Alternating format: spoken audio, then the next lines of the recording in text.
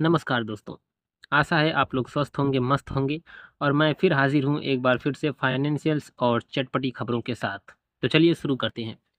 इंडसइंड नाम का एक बैंक है, इंडसइंड बैंक नाम का एक बैंक है, इंडसइंड नाम का एक बैंक है। ये काफ़ी बड़ा और अच्छा स्टॉक है, बहुत ही अच्छा बैंक है। किस हिसाब से अच्छा बैंक है? क्योंकि भाई साहब ये निफ्टी 50 में आता है, निफ्टी 50 इंडेक्स में आता है। निफ्टी 50 इंडेक्स क में आने का मतलब ये है कि जो भारत की टॉप 50 कंपनीज़ हैं, जो भारत की 50 टॉप 50 लिमिटेड्स हैं, उनमें ये आता है। तो इसका मतलब ज़ाहिर-सी बात है कि ये बहुत ही अच्छा और बड़ा बैंक है। इस बैंक में बहुत सारे झोल चल रहे हैं आजकल। पिछले 2-3 महीनों से इस बैंक में ज़बरदस्त तरीके का झोल चल रहा है। कुछ न कुछ गड़बड़ी-सड़बड़ी इस बैंक से निकल कर के आ रही है। आइए आपको थोड़ा-सा डिटेल में बताता हूँ इस बैंक में आखिर हो क्या रहा है। कुछ दिनों पहले ही दोस्तों इस बैंक में डेरिवेटिव्स अकाउंटिंग में लगभग 2200 करोड़ रुपए की घोटाला या फिर ऐसा आप कह सकते हो कि गड़बड़ी देखी गई है। अब डेरिवेटिव्स क्या होता है पहले आप ये जान लो, उसके बाद पूरी कहानी बताता हूँ। डेरिवेटिव्स क्या होते हैं दोस्तों? डेरिवेटिव्स वो वित्तीय कॉन्ट्रैक्ट्स होते हैं जिनकी वैल्यू किसी अंडरलाइंग एसेट्स का मतलब ये है कि वो एसेट्स उस बैंक के अंदर आते हैं, उस बैंक के अंदर आते हैं, ठीक है? जिनकी वैल्यू जो होती है वो शेयर पर होती है, ब्याज दर पर होती है या करेंसी कमोडिटीज़ पर होती है।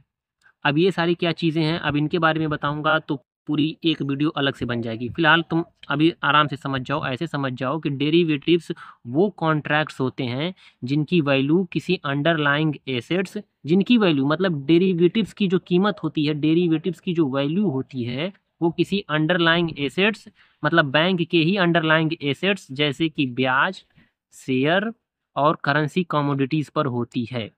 बैंक इनका इस्तेमाल जो होता है वो हेजिंग करने के लिए, ट्रेडिंग करने के लिए या फिर निवेशकों को या फिर ग्राहकों को एक नई सेवा प्रदान के लिए इस्तेमाल करता है।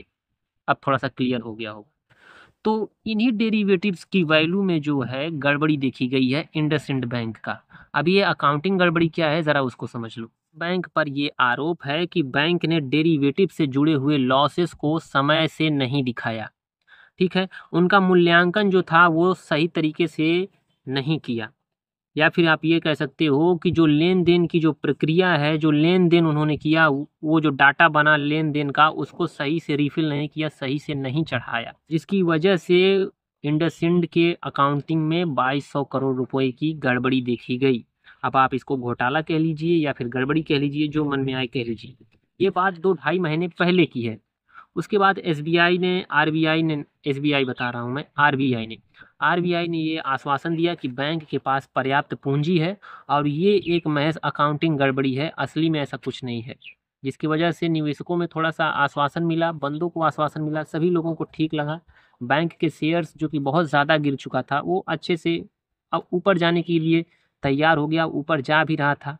लेकिन अभी 2-3 दिन पहले फिर से बैंक में यही अकाउंटिंग गड़बड़ी अब 1500 करोड़ या 1600 करोड़ रुपए के लगभग बताई जा रही है।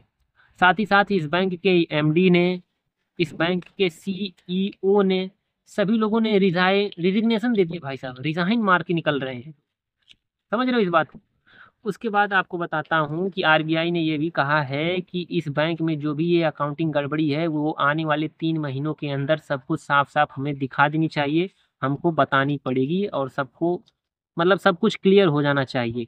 लेकिन यहाँ पर जो सीईओ हैं, तो इस फ़ोटो में दिख रहा होगा कि बैंक के एमडी और सीईओ मिस्टर सुमंत कठपालिया ने रिज़िग्नेशन दे दिया या फिर रिज़ाइन मार कर के चले गए। एक दिन पहले ही बैंक के deputy CEO mister Arun Khurana ने भी रिजाइन मार दिया और वो भी चले गए। ऊपर से ये अकाउंटिंग गड़बड़ी। तो ये जो सारी चीज़ें हैं दोस्तों, ये बता रही हैं कि बैंक में कुछ न कुछ सीरियस घोटाला हुआ है। साथ ही साथ आरबीआई ने ये आश्वासन भी दिया है कि ये सिर्फ अकाउंटिंग गड़बड़ी है। आरबीआई और सरकार इसकी छानबीन कर रही है। तो देखिए क्या रिजल्ट निकल कर के आता है और क्या रिजल्ट निकल कर के नहीं आता है। इसी के साथ आपको बताऊँ, जो बड़े-बड़े इन्वेस्टर्स हैं, जो बड़े-बड़े रिसर्च वाले हैं, रिसर्च इन्वेस्टर हैं, स्टॉक मार्केट इन्वेस्टर हैं, उन लोगों ने भी बैंक के शेयर वैल्यू की कीमत थोड़ा-सा कम किया है।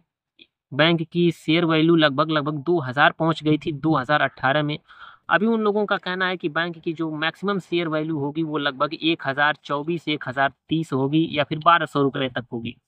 लेकिन साथ ही साथ उन लोगों ने ये भी बताया कि बैंक के शेयर को खरीदना चाहिए। खरीद की तरफ उन लोगों ने डिमांड किया है, खरीद की तरफ उन लोगों ने थोड़ा-सा सिग्नल दिया है अपना। लेकिन इन सब चीज़ों का कोई मतलब नहीं निकलता। इन्वेस्टर्स इस बैंक में तभी निवेश करेंगे जब उनको उनके हिसाब से अच्छा लगेगा। तो छानबीन चल रही है, सब कुछ हो रहा है, देखते हैं क्या रिज़ल्ट निकल कर के आता है। तो दोस्तों ये था इंडसइंड बैंक की कहानी। अब ज़रा आपको रियल एस्टेट का कहानी बताता हूँ, ध्यान से सुनिए।